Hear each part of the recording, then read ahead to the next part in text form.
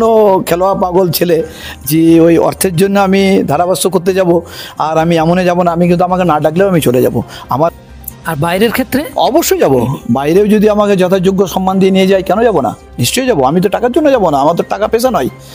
যে সমস্ত ছেলেরা আছে তরুণ প্রজন্মের প্রতি খেলাধুলার জন্য যে ভালোবাসা, তাদেরকে কি বলবেন? নতুন প্রজন্মের ছেলেদের প্রতি আমার একটাই উপদেশ থাকবে যে তোমরা খেলাধুলা করো, ভদ্রভাবে খেলাধুলা করো, সুষ্ঠুভাবে খেলাধুলা করো। খেলাধুলা এমন একটা জায়গা যে একটা গ্রামের সঙ্গে একটা গ্রামের বন্ধুত্ব গড়ে ওঠে, একটা টিমের সঙ্গে একটা টিমের রিলেশন তৈরি হয়। যেমন ধরো সেকেন্ডার কোনো ছেলে হরিণশিঙ্গাতে খেলতে গেছে, অথচ হরিণশিঙ্গা সম্বন্ধে তার ধারণা নেই, কিন্তু যখন সে কোনো টুর্নামেন্টে অংশগ্রহণ করবে, ওই হরিণশিঙ্গের ছেলেটা যদি পরক্ষণে বা কোনো দিন তাকে মোহাম্মদবাজার কিংবা শিউড়ি বা গনপুরে দেখে, তাকে কিন্তু খুব সুন্দরভাবে কথা বলবে, শ্রদ্ধা করবে, স্নেহ করবে। এটা কিন্তু তোমার খেলার মাধ্যমেই তোমরা পাবে। তাই তোমাদের কাছে আমার অনুরোধ, তোমরা খেলাধুলা করো। যদিও এখন সেই হারে আর খুব একটা নতুন প্রজন্মের খেলোয়াড় আমাদের চোখে পড়ছে না, জানি না সেটা খেলোয়াড়ের কোনো আর্থিক সমস্যা হতে পারে বা তাদের খেলাধুলার প্রতি একটা অনীহা চলে এসছে, যদিও সেটা আসার কথা নয়। তোমরা খেলো, সুস্থভাবে খেলো। খেলাধুলা এমন একটা জিনিস, আমি আরেকটা কথা বলতে ভুলে গেছি। সঞ্জয় মাঝি, যিনি আমাদের ভারতের হয়ে প্রতিনিধিত্ব করেছিলেন, তিনি কিন্তু আমাদের সেকেন্ডা মৌমাছি ক্লাবের মাঠে খেলে গেছেন। সেকেন্ডার মৌমাছি ক্লাবে সঞ্জয় মাঝি খেলেছেন? সেকেন্ডা মৌমাছি ক্লাবে সঞ্জয় মাঝি, যিনি ভারতের নেতৃত্ব করেছেন, তিনি কিন্তু আমাদের এই সেকেন্ডা মৌমাছি ক্লাবে খেলে গেছেন।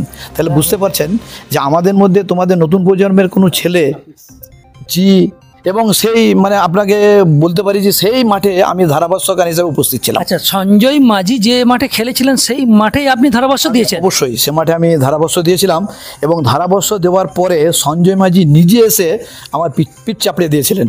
উনি বলেছিলেন যে আমি অনেক জায়গাতেই খেলা দেখেছি, কিন্তু আপনি খুব সুন্দরভাবে খেলাটাকে ফুটিয়ে তোলার চেষ্টা করেছেন। তাহলে তোমাদের মধ্যে যে কেউ সঞ্জয় মাঝি হবে না বা তাত্ত্বিক সেট হবে না, সেটা কিন্তু তোমরা চেষ্টা করো, তোমরাও কিন্তু সঞ্জয় মাঝি হতে পারবে। আচ্ছা, একটা তথ্য আপনার কাছে জানতে চাইছি। ধরুন আমাদের লোকালে তো অনেক টুর্নামেন্ট হয়ে থাকে, ছোট ছোট দলগুলোকে নিয়ে বা গ্রাম ভিত্তিক, সেখানে যদি আপনাকে ডাকে তো সবারই তার অর্থ নেই হতো, তো সেক্ষেত্রে আপনি নেশায় যাবেন না অর্থের জন্য যাবেন? আমি নেশার জন্য যাব। আমার এটা হচ্ছে, আমি আগেই বলেছি আপনাদেরকে, এটা আমার পেশা নয়, এটা আমার নেশা। আমি খেলাধুলা খুব পছন্দ করি, আমি নিজে খেলোয়াড় ছিলাম, সেই হিসাবে বহু টুর্নামেন্ট আমাকে ডাকে, আমি স্বতঃস্ফূর্তভাবে সেখানে যাই। এবং শুধু যাই না, সেই টুর্নামেন্টটা যাতে খুব ভালোভাবে শেষ হয় তার জন্য আমি আপ্রাণ চেষ্টা করি। আমার গ্রামের ঐতিহ্য, আমার গ্রামের যাতে সুনাম অটুট থাকে, সেই জন্য আমি অবশ্যই, তারা না ডাকলেও আমি চলে যাব। আমি এমনও খেলোয়াড় পাগল ছেলে যে ওই অর্থের জন্য আমি ধারাভাষ্য করতে যাব, আর আমি এমনে যাব না, আমি কিন্তু আমাকে না ডাকলেও আমি চলে যাব। আমার গ্রামের টুর্নামেন্ট হবে, আমি থাকবো না, এটা হয় নাকি? অবশ্যই যাব। আর বাইরের ক্ষেত্রে? অবশ্যই যাব। বাইরেও যদি আমাকে যথাযোগ্য সম্মান দিয়ে নিয়ে যায় কেন যাব না, নিশ্চয়ই যাব। আমি তো টাকার জন্য যাব না, আমার তো টাকা পেশা নয়। আমি তো ছোটোখাটো একটা যাই করি, আমি একটা ছোটোখাটো কাজের মাধ্যমে আমি আছি, আমি থাকি। তবে ওই যে একটা কথা বললাম, আমি যে কাজটা করি খুব গুরুত্বপূর্ণ, একটা দায়িত্বপূর্ণ কাজ, সেই জন্য আমাকে একটু আগে বললে খুব ভালো হয়, আমি একটু কাজ গুটিয়ে টুটিয়ে যেতে পারি। এই জন্য আপনাদেরকেও আমার বলা থাকলো, যদি কোনো জায়গায় আমার ডাক আসে, আপনারা অবশ্যই আমাকে 2-3 দিন আগে বলবেন।